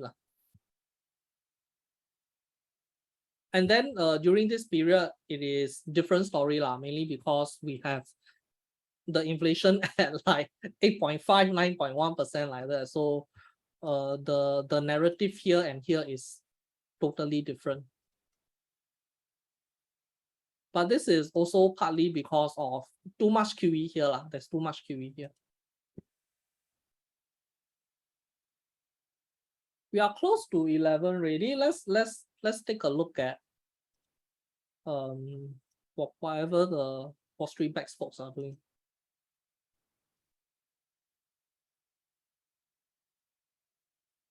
I'm just gonna put my alert here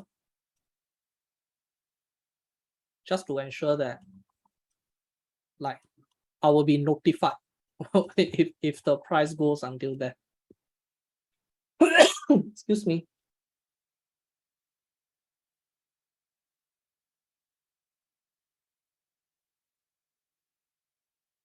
I usually look here to see memes, but recently a lot of the BBBY stuff, right? Like all the meme disappear. How's BBBY doing today?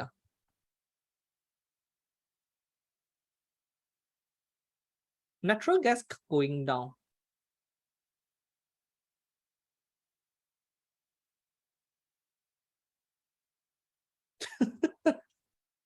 Okay. So at least we shouldn't have a lot of BBBY stuff.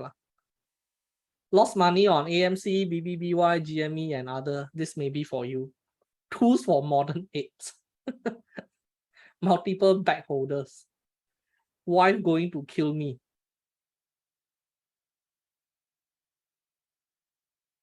He is down by $70,000. Oh my God.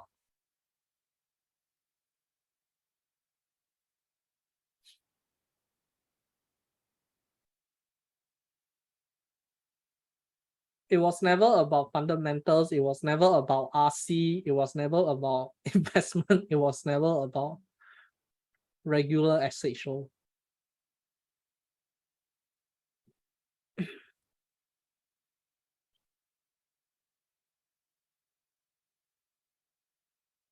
This guy is down 14. This is don't tell my husband. One is don't tell my wife, the other is don't tell my husband. At this point, go all in. Sometimes I don't know, like, are they for real or like for example,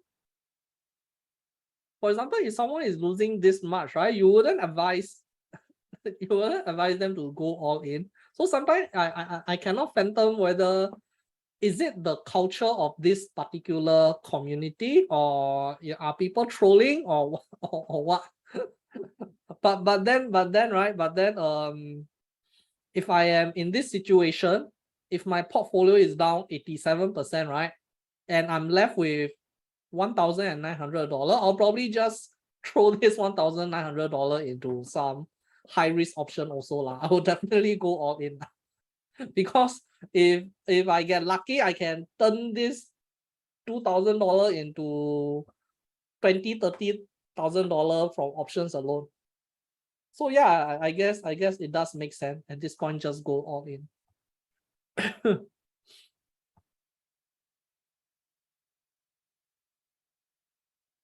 Looks like you lost it all. Jerome Powell face. Time to start OnlyFans.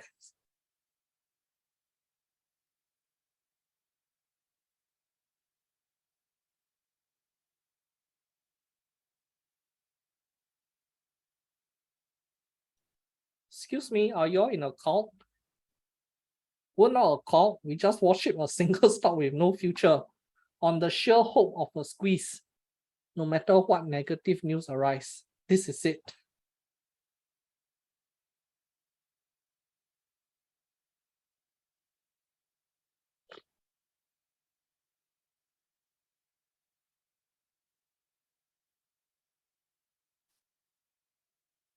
This guy is down 31,000.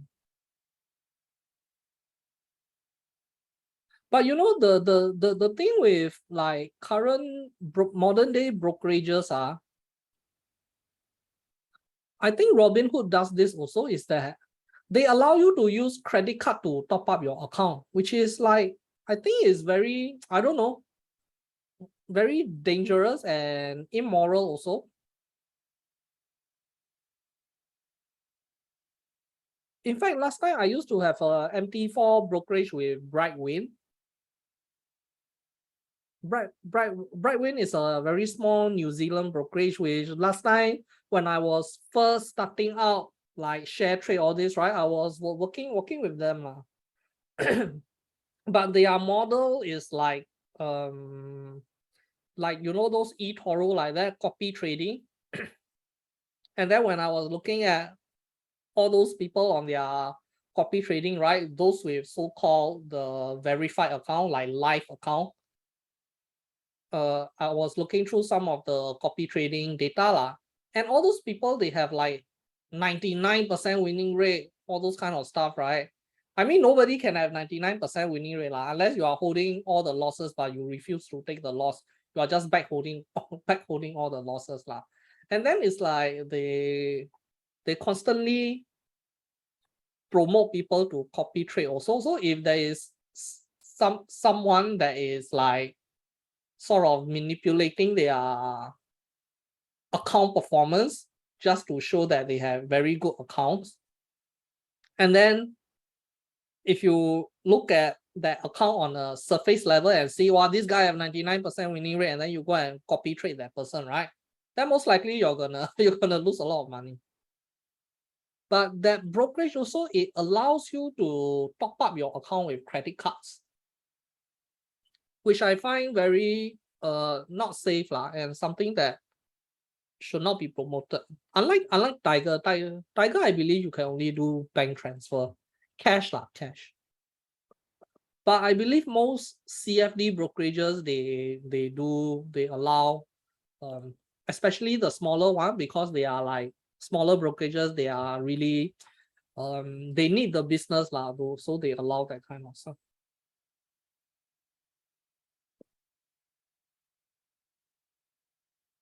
200K annual, so this is YOLO money. Maybe it could be a YOLO money.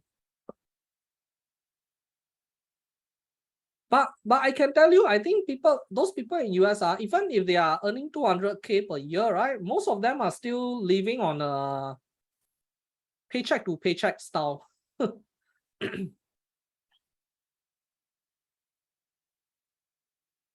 The bear trapezoid. What the hell is that? Oh, the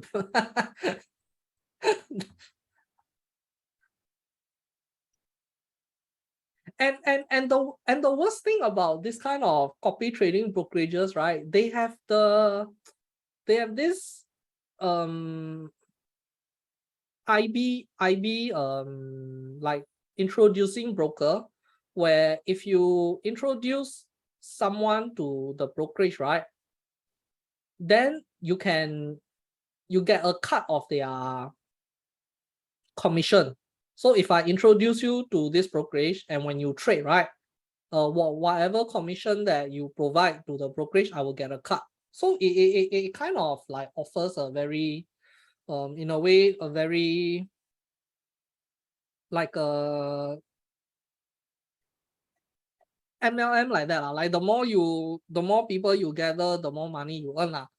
But that's when the conflict of interest come in, where For example, if I can create a live account that is able to fake my performance, meaning I hold on to all my losing trade. I don't realize all the losing trade. So my entire account is like probably 90% winning rate. And then because I don't cut my losses, right? Even though overall my so-called my portfolio is very low, the account itself, right? It only calculates your realized loss or profit lah. So as long as I don't cut, right, my account is also going up. So what you have is you have an account that is like 90% winning rate, and it will be like straight line up because you are not taking any losses. And finally, you no longer have any funds, and when you like one shot take one big loss, right, then it become like this. So this this kind of portfolio is very very common on a lot of MT4 platform lah, where you can actually fake the performance.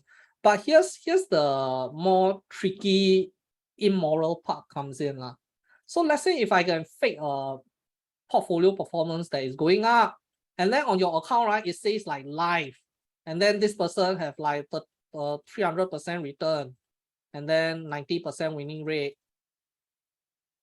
and then you advertise this account, and then you get a lot of people to sign up under this trader.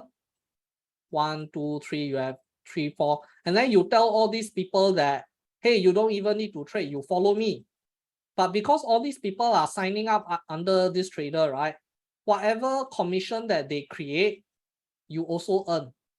But because they are copying this trader, right, whatever trade that he made, all these trader account will automatically make the same trade. Meaning this trader can actually churn a lot of scalping nonsense trade, and then all these all his follower account will also similarly churn all these nonsense trade where it will rack up all these commission, and all these people have no idea. So what happened is that after like 1 month, 2 months later, this trader may or may not make profits on his account. He don't need to take losses, but he will be earning a lot of money from all the commission that he's churning every week lah. So perhaps all his follower who is following him, right, they might blow their account, or they realize that, hey, their account like every day losing a lot of money. But imagine you have about 200 people following, 200 people copy trading you, and if one day, right, you can generate like $1 commission from each of these 200 traders just by simply churning, right, then you are going to create a lot of revenue lah, which is a very I mean, it is not what they are advertising, but like under the surface, that's what they are going on lah. So there's a lot of all this account with really very skeptical performance, very suspicious performance, and then all these people have like a lot of followers that is copy trading him. And then when you I copy trade one of them, and then I just put in like $1,000 in that copy trading account, so it will be like percentage wise lah. So for example, if that guy account is like $10,000, and then the amount that I set to copy trade is $1,000, right, the ratio will follow lah. But imagine within this 200 followers that you have, and one of them is a whale, and then he decide to like throw in 100K into copy trade your account because, hey, I'm gonna double my account in like 20 days because your performance so good, no losses also. So the profit, the revenue that the trader is getting is from all this commission lah. And the brokerage actually like that also, because you are churning trades commission on behalf of all those people that is following you. The issue with brokerages is that people come and sign up a brokerage account with you, but they don't trade, right? Then all these people, they are not generating profit for you lah. But if you have like one influencer with a very good account performance, and then you can use him to attract a lot of people, and then you force churn a lot of trade, right? Then it's gonna make a lot of profit lah. So I was working with them for like about only 3 months. Then after a while, I realized what's going on, and then I was like, okay, I think I'm out. Because they focus a lot more on more on recruiting people rather than your trading performance lah.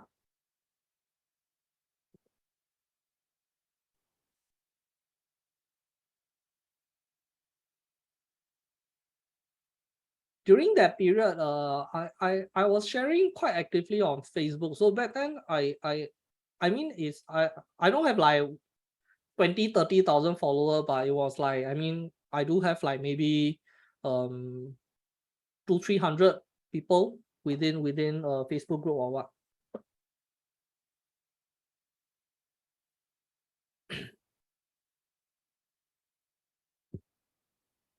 Still going down.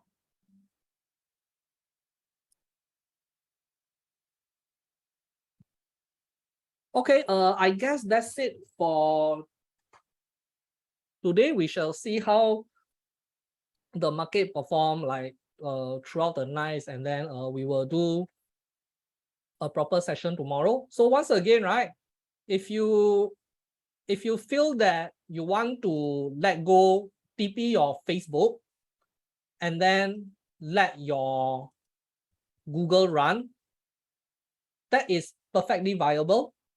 I'm not against that. You can do that.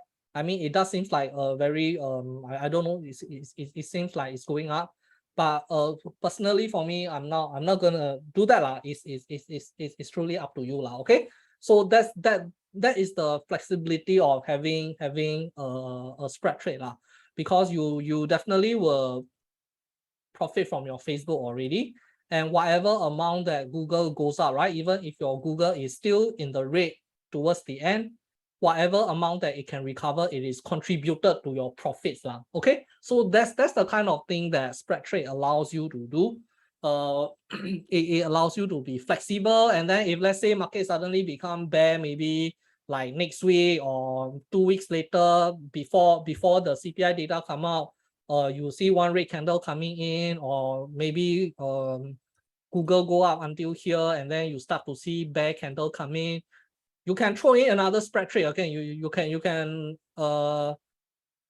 can like exit your position on Google, and then we can come up with another spread trade also lah. So that's the so-called flexibility lah. And one thing I like is also you don't really need to care about stop loss, or you don't really need to care about like where the market is heading or TP level or whatever lah.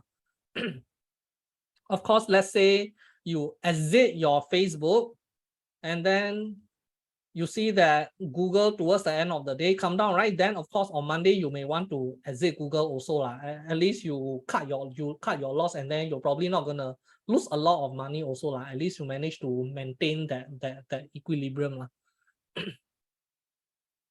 Let's take a look at GIS. So GIS 1.23%, target 0.73. So GIS is going up more than target lah. So target also recovering a bit lah.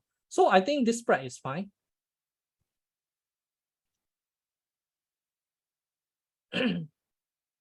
Marriott went up to, DR went up to, okay, those are fine.